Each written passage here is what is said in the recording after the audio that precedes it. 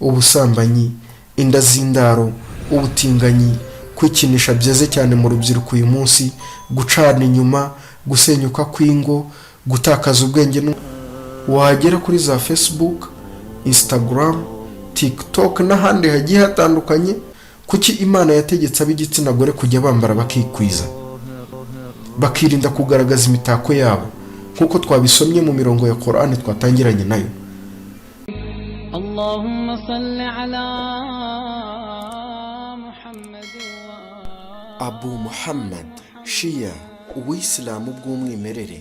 Bismillahirrahmanirrahim.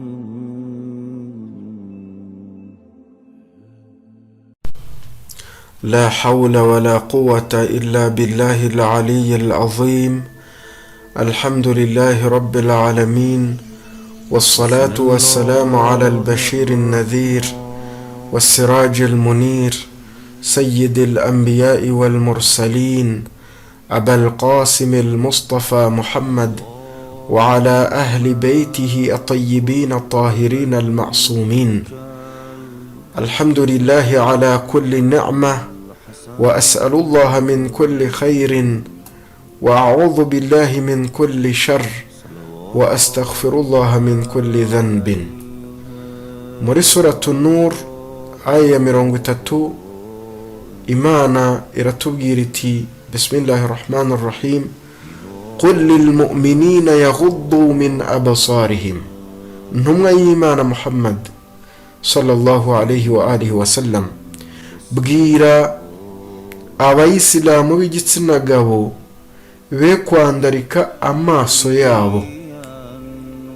Twamanuka ku murongo wa 31 Imana igakomeza igira iti wa qul lilmu'minati yaghuddna min abasarihinna, bwira n'abayisilamu b'igitsina gore nabo be kwandarika amaso yabo. Aya igakomeza Imana igira iti wala yudinina zinatahunna, ntibakagaragaze n'imirimbo yabo.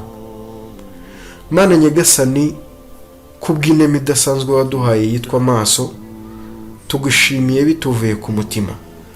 Mu by'ukuri umuntu ntabasha kuzirikana umumaro w'icyiza ahorana, ahubwo akenshi yibuka akamaro kacyo iyo yamaze kugitakaza. Aka kanya njye nawe twiyumvisha ko kuba dufite amaso ari ibisanzwe, nyamara nkurahiye ku Mana ko kuba dufite amaso abiri areba neza adafite ikibazo na kimwe ari inema y'igitangaza twahundagajeho n'iyaturemye.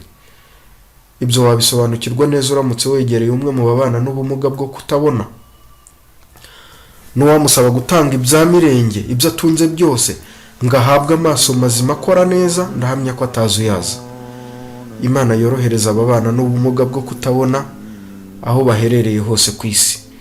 Natwe abasanganywe inema y'amaso mazima, Imana iduhe kuyizirikana no gusobanukirwa uburenganzira bwayo no kubwubahiriza neza nk'uko bikwiye, kugira ngo atubere umugisha mu cyimbo cyo kuba yatubera umuvumo.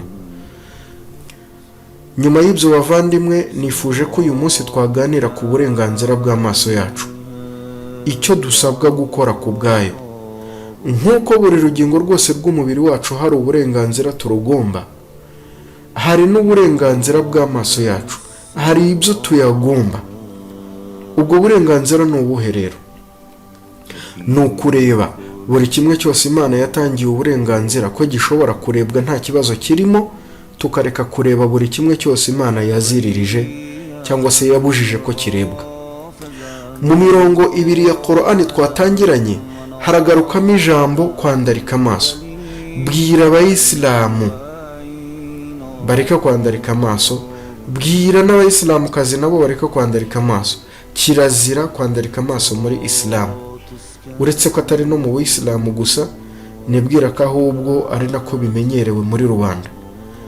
Iyo havuzwe kwandarika amaso mu Buyisilamu, ni ukureba icyo ari cyo cyose Imana yaziririje ko kirebwa. Hari ibyo Imana yaziririje ko tureba.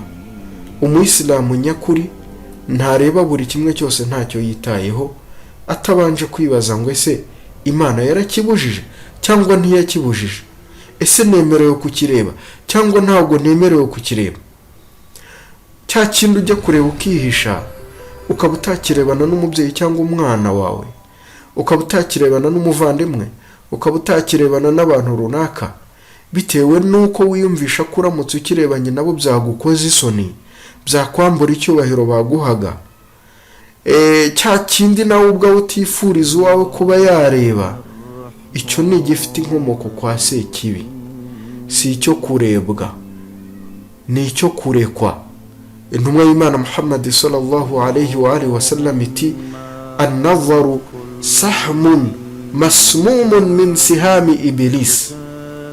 Subhanallah. Indoro y'irari ribi, ubushake no kwifuza ureba, ni umwambi udahusha wa shayitani usizeho uburozi bwica. Intumwa y'Imana igakomeza iti faman tarakaha khawfa min Allah atahu Allahu imanan yajidu halawatahu fi qalbihi. Ubashije kugenzura bene iyo ndoro akayicubya kubera Imana gusa nta kindi kibimukoresheje, Imana imuha ubwoko bw'ukwemera kwihariye muri we, ku buryo abasha kumvira uburyohe bw'uko kwemera mu mutima we. Twese uko twakabaye, ndasaba Imana ko yaduha ubu buryohe mu mitima yacu binyuze mu kubahiriza uburenganzira tugomba amaso yacu.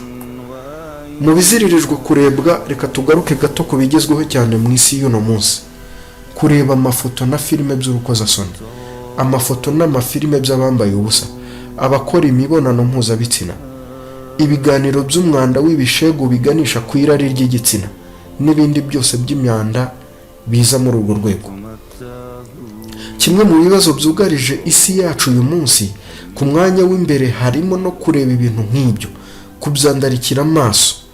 Biraza ku mwanya w'imbere mu birimo gutera ibibazo bitandukanye byo mu rwego rw'imyitwarire n'ibyaha bitwugarije uyu munsi: ubusambanyi, inda z'indaro, ubutinganyi, kwikinisha byeze cyane mu rubyiruko uyu munsi, gucana inyuma, gusenyuka kw'ingo, gutakaza ubwenge n'umutima kwa bamwe, n'ibindi bitandukanye usanga byikorewe no kwandarikira amaso ibidakwiye cyangwa se ibikozasoni.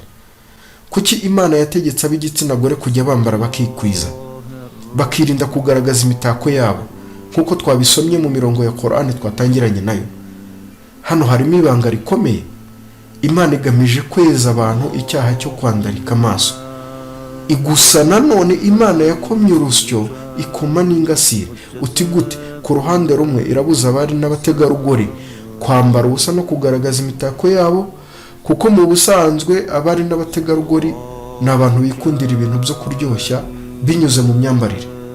Hanyuma no ku rundi ruhande ab'igitsina gabo ni abantu bafatirwa cyane ku cyitwa ijisho kurusha ibindi. Ikibanze ni ukubanza kureba ngo ni iki gishobora kurebwa maze bikaza guteza ikibazo gikomeye muri rubanda, muri sosiyete. Icyo ni gitunganywa, hanyuma kandi n'abantu bose bakagerageza kwirinda kwandarika amaso, by'umwihariko ab'igitsina gabo. Ibibazo byose bikomoka ku kwandarika amaso bizaba biciwe intege, bizagabanuka. Umuryango mugari w'abantu, sosiyete, izarushaho gutungana ku kigero runaka. Ariko uyu munsi bitewe n'ikoranabuhanga ibintu byamaze gufata indi ntera. Hari abagerageza kwikwiza muri rubanda, akabazwiho kwambara neza, ariko wagera kuri za Facebook, Instagram, TikTok n'ahandi hagiye hatandukanye ugasanga nta wamurusha kwigaragariza isi mu bariho uyu munsi n'ababayeho mu bihe byashize. Umugabo agenda mu nzira yubisa amaso, mu busanzwe aziho kutandarikira amaso abagore bose ahuye nabo, ariko nyamara yandarikira amaso abagore bo kuri internet. MBze zose zishirira mu bikozasoni, ni umufatabuguzi wabyo. Subhanallah. Uyu munsi kubera iryo koranabuhanga tuvuga, ibikozasoni byuzuye ahantu hose, buri hamwe ku mbuga zikoreshwa na internet. Bivuze ngo iki? Bisobanuye ngo biradusaba kwitwararika kudasanzwe, kubungabunga uburenganzira bw'amaso yacu. Urasanga uyu munsi abana, abasaza, abakecuru, abubatse, ingaragu, uwo ari we wese apfa kuba afite internet, arayifungura, ubundi reka sinakubwira akaribagira. ariko nyamara twibukiranye ngo mu burenganzira tugomba amaso yacu siko buri kimwe cyose ari icyo kurebwa. Imana yo yaduhaye amaso ni uko nguko yabigennye. Twabyanga twabyemera, twabigiraho ikibazo cyangwa se tukabyakirana umutima mwiza, tuzirikane ngo njye nawe tuzabazwa ibyo twagiye turebesha aya maso y'umubiri wacu. Gusa nanone tukiraha, hari bimwe mu biziririjwe kureba ariko bitari muri urwo rwego rw'ibikozasoni. Yewe rimwe na rimwe usanga tubitekerezaho nk'ibintu bisanzwe, nyamara atari ko bihagaze. Nk'urugero, kurebana agasuzugura abandi, by'umwihariko ababyeyi bacu, kurangaguzwa tureba aho duhishwe kuba twareba, kurebana irari no kwifuza abo tudafitanye umuziro w'ishyingiranwa imbere y'Imana. Uretse ko hano nubwo yaba ari umugabo mugenzi wawe cyangwa umugore mugenzi wawe, ni haramu, kirazira kumurebana irari n'ibyifuzo by'igitsina, dore ko uyu munsi hagezweho ubutinganyi. Amahadisi aratubwira ngo gukubita amaso icyo utemerewe kureba inshuro ya mbere mu buryo butunguranye, ibyo ntacyo bitwaye na kimwe. Kuba wagira wasiwasi ugasubiza ya maso bwa kabiri si byiza, kuko ni ibyonona roho zacu. Naho ubwa gatatu biba bibaye haramu, icyaha. Tuvuge ko urimo ukoresha izi mbuga nkoranyambaga, uguye ku ifoto cyangwa se video mu buryo utari witeze. Kuba uyikubisa amaso mu buryo bugutunguye si icyaha. Icyo usabwa ni uguhita uyireka, ntukomeze kuyireba. Byaba ari no gusiba ugasiba, ariko nukomeza kuyireba, aho bizaba bibaye ikibazo. Uzakomeza kwandikirwa ibyaha igihe cyose uzaba ukiyitunzeho amaso. Nuyibika muri fone yawe, byo bizaba bibaye ibindi, kuko buri segonda uzaba urimo kwandikirwa niya umugambi ufite muri wowe wo kureba ibyo ngibyo wabitse muri telefone yawe. Urundi rugero, niba uri kugenda mu nzira ugahura n'umuntu wambaye ngwino ndebe impenure, wambaye ubusa, no mukubita amaso mu buryo utari witeze, aho ngaho nta kibazo kirimo. Ariko numugumishaho amaso, tayari urandikirwa ibyaha. Muri hadisi dusanga mu gitabo Tuhaful Uqul, Imam Sadiq alayhi salam aratubwira ati iyyakum wan nazara, mwirinde cyane kuba mwarebesha amaso yanyu ibibakanguramo irari riziririjwe. Fa innaha tazra'u fil qalbi shahwa wa kafa biha li sahibiha fitna, kuko indoro nk'iyo ibiba irari ribi mu mutima w'uyigize, kandi biba bihagije ngo nyirayo ahure n'ibibazo bitandukanye binyuze kuri iyo ndoro. Byumvikane neza ko irari ryose si ribi. Irari niryo rituma habaho kubaka imiryango, abantu bakabyara bakororoka, ariko mu gihe ridacunzwe neza rishobora koreka abantu. Ikibazo rero si irari, ahubwo ikibazo ni uburyo ryakoreshejwe.